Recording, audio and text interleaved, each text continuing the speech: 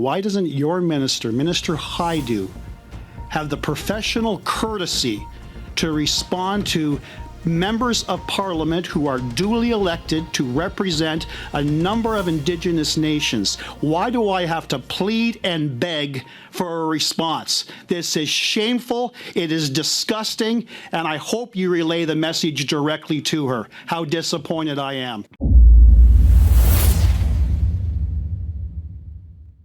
How long do the children of my community, the children of the Six Nations community, have to suffer with inadequate funding?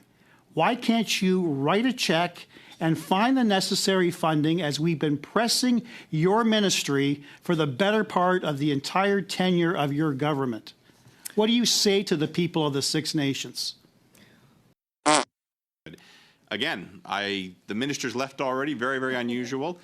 So I'll thank the officials. I'm sorry the minister is so busy. She had to rush out before we conclude our business. I will suspend this meeting and we'll call on the next minister within a minute. Everyone has an opinion about Canadian federal politics. Oh, yeah. Gang, what's up? Just Aaron back with another committee video. There's so many of these. These conservatives and liberals do not like each other. You can tell in committee, guys. The committee meetings are just about as dysfunctional as question period is. It's a pageant, but my goodness, it's exciting every time. Here we're gonna watch another liberal get cut up by a conservative. That's the way that it seems it goes in these committee meetings, most of the time. Like, point of order, well, we'll see if there is one. This is a lot to watch, guys. Let's check it out.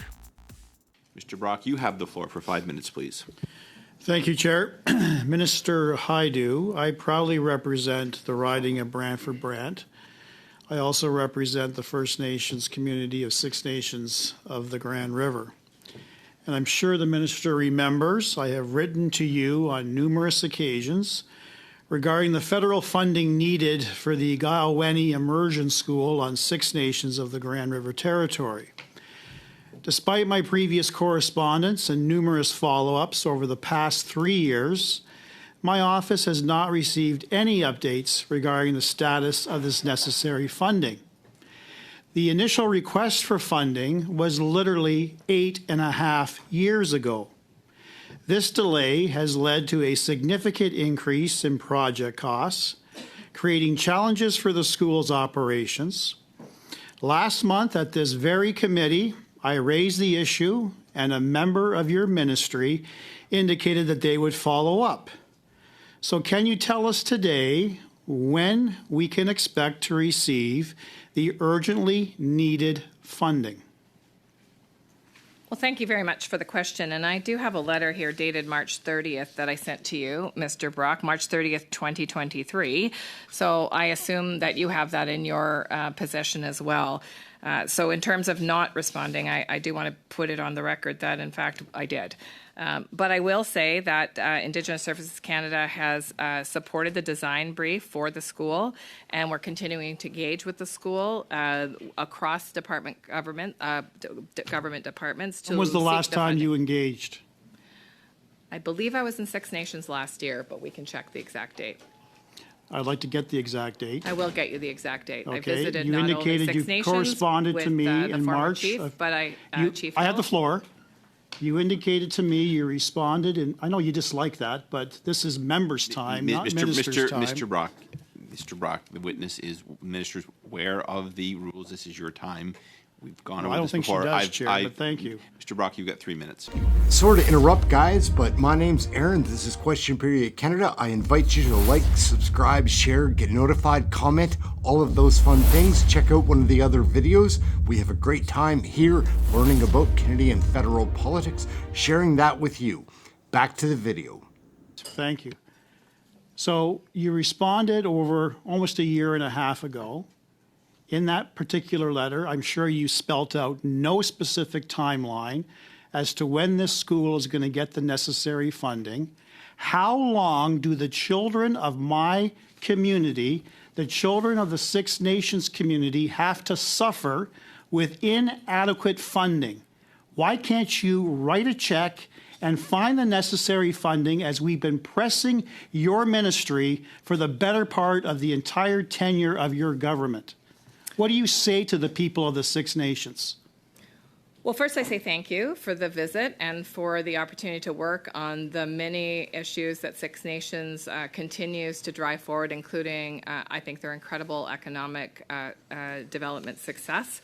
And I will say that we'll continue to work with them on the successful Which is a non-answer. Thank you so much. The AG's report underscores the long-standing health hazard posed by mold in First Nation communities. And she concludes that ISC appears to struggle in fully understanding the severity of the issue. I want to illustrate a case again from my riding. The Gagno's Medical Center of the Six Nations of the Grand is the sole medical center with federal employees providing vital dental and sexual health services. Was compelled to close due to mold infestation.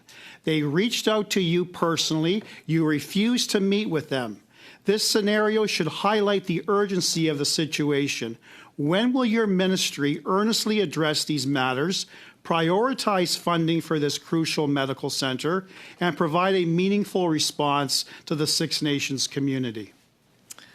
Well, thank you for your question, and I assume by the line of your questioning that when Indigenous items come up for voting in allocations of funds and in budgeting, that you will vote in favor, and I'll watch for your vote. Because, in fact, as you know, we have a very significant infrastructure gap, and any appropriation of money from the federal treasury that goes towards Indigenous spending is critically important to actually complete these kinds of projects. When will you I appreciate the question. When will you fund the mold removal so that the 25,000 residents of Six Nations do not have adequate medical services? That is an absolute disgrace, and it's on your shoulders, Minister. When are you going to clean up the mold?